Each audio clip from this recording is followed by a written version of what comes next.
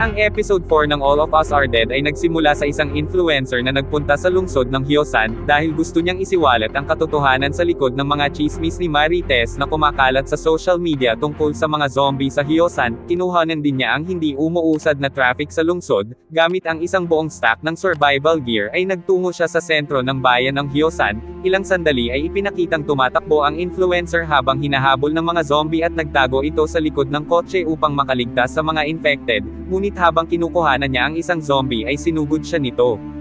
Ipinakita naman ng nanay ni Chongsan na dahan-daang patungo sa eskwelahan. Nakita niya ang helicopter na papalapit sa Hyosan High School habang hinahabol ng mga zombie ang tunog nito, kaya't nang makaalis ang mga zombie ay agad itong umakyat sa bakod ngunit nahulog ito, kaya't paika-ikang tumakbo ito upang pumunta sa eskwelahan.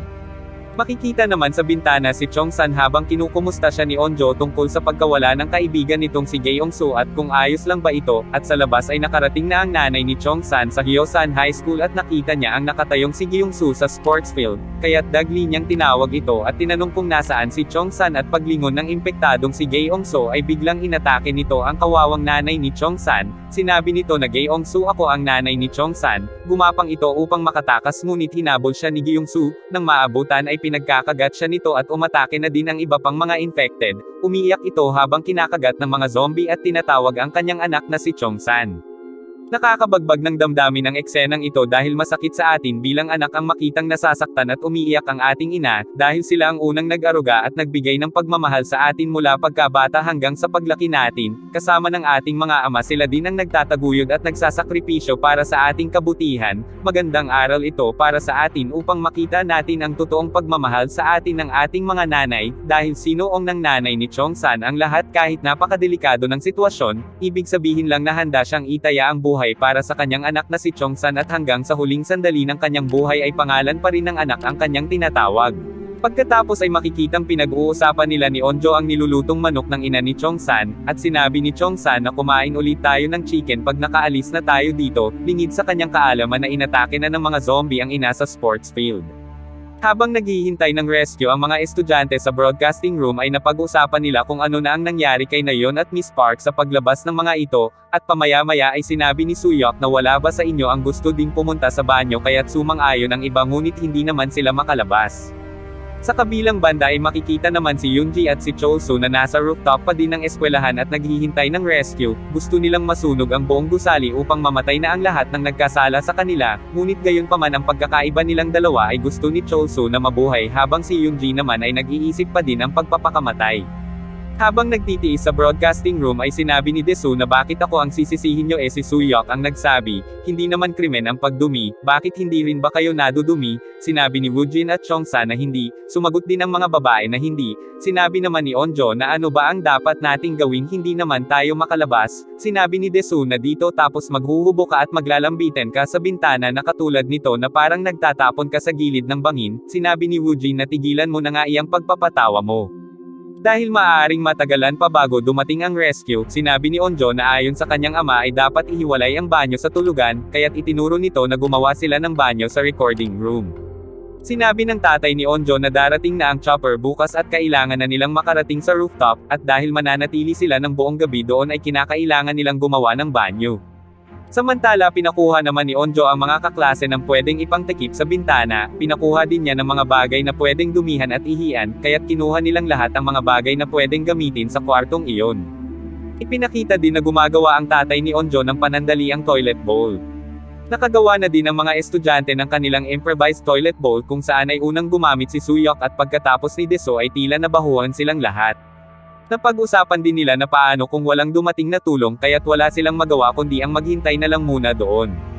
Si Guina may patuloy pa din sa pakikipaglaban sa mga infected, at makikitang sinakyan nito ang isang bisikleta, kagat-kagat nito ang kutsilyo habang hinahabol ng mga zombie, pagkatapos ay pumasok ito sa principal's office ng eskwelahan at pinagsasaksak niya ang mga umataking zombie doon. Makikita namang nagtatago ang principal sa ilalim ng lamesa. Samantala ay ipinakita naman ang nakulong sa banyo ang isa pang grupo ng mga nakaligtas. Nag-away si Hari at Mijin dahil pinipilit ni Mijin lumabas si Hari sa gitna ng gabi kahit ayaw nito.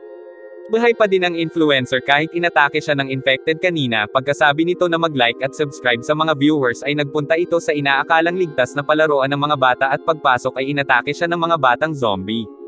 At sa station ay galit na galit ang detective kay Mr. Lee dahil sa mga nangyayari sa labas, sinabi ng teacher na ang malakas ay sinisira ang mahina, sinabi ng detective na bakit mo ginawa ito.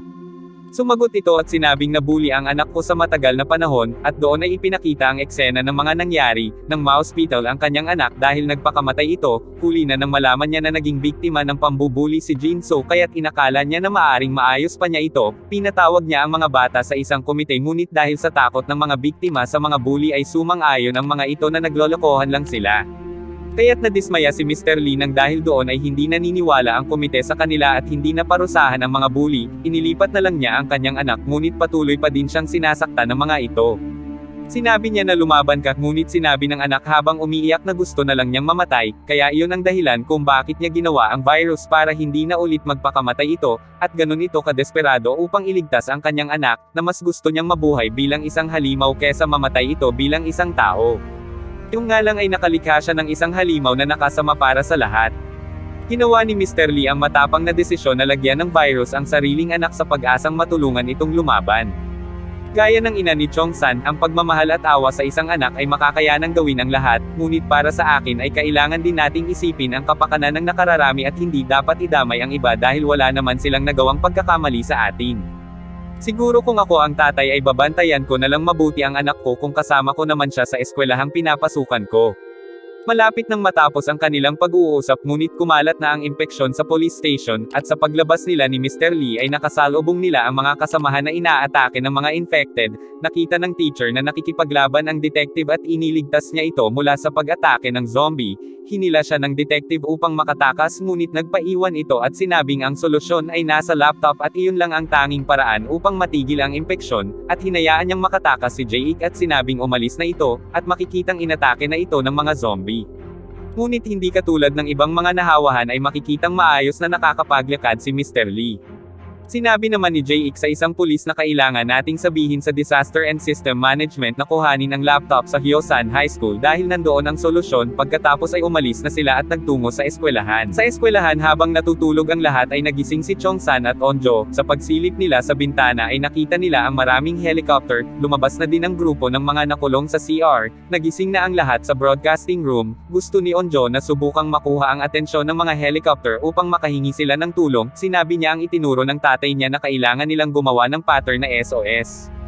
Gayunpaman ay sinabi ni Namra na maaaring ang maging problema nila ay ang dehydration o ang kakulangan nila sa tubig, bagamat naayos na nila ang kanilang problema sa banyo ay wala pa din silang tubig o pagkain na talagang isang napakalaking problema. Upang makahanap ng solusyon nagpasya sila na kailangan nilang pumunta sa teacher's office at partikular na dito ay kailangan nilang makahanap ng cellphone para malaman kung ano na ang nangyayari sa labas. At sa rooftop ay makikitang galit na sinampal ni Yoonji si Chol-soo, at sinabi kay Chol-soo na bakit ngayon mo lang sinabi ito. Ang katotohanan ay hinihinga ng pera ni Guinam si Chol-soo at ang video na kuha ni Guinam ay nakaschedule na mag-live ng alas 9 ng umaga, kusang magla-live ito pag hindi siya nagbigay ng pera at ang oras na iyon ay lumipas na ngayon at dahil hindi siya mabayaran ni Chol-soo nang dahil sa mga zombie ang kanilang oras ay tapos na. Kaya't gumawa ng matapang na desisyon si Yoonji na kahit anong mangyari ay kailangan niyang hanapin ang cellphone ni Guinam upang hindi ma-post ang kanyang video.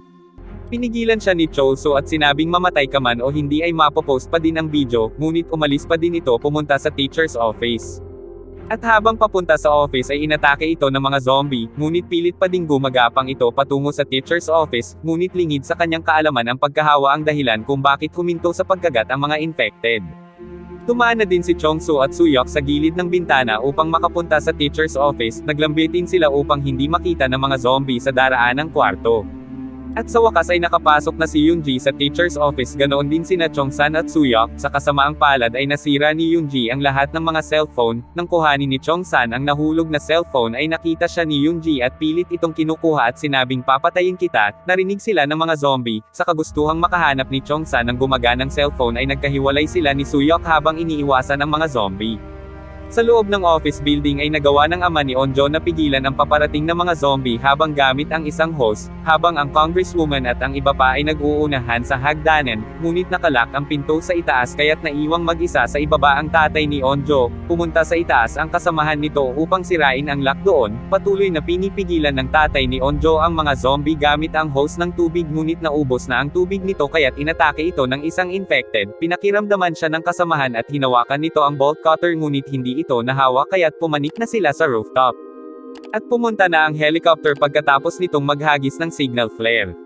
Samantala hinahabol pa din ng mga zombie si Chong-san sa pasilyo at nagulat ito sa pagpasok niya sa isang pinto, at doon ay naabutan niya si Guinam na itinali ang principal at nakahanda ng patayin ito.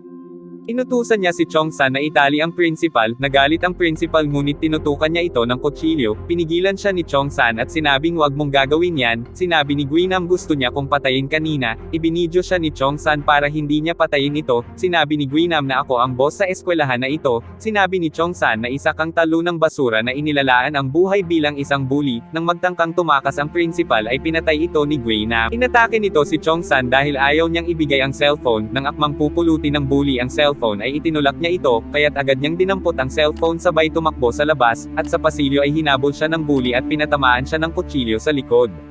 Okay, para sa akin ito yata ang medyo mahaba sa lahat ng mga episode ng All of Us Are Dead, at eksakto din ang mga paraan para makaligtas ang mga karakter sa mga infected. Madami ding nakaka-tense na eksena sa episode na ito, katulad na lang ng nanay ni Chong-san nang atakihin siya ng infected na si Gyung-soo, gayon din ang ama ni Onjo sa pagpigil na makalapit ang mga zombie sa pamamagitan ng paggamit ng hose ng tubig, at mas lalong nakakagulat ng patamaan ni Guinam ng kutsilyo si Chong-san at tinamaan ito sa likod. Ano kaya ang nangyari kay Chong-san dahil nakita natin na nasaktan siya nang tamaan siya sa likod ng kutsilyo? At iyan lods ang ating aabangan sa episode 5 ng All of Us Are Dead, kita-kits ulit tayo sa live chat.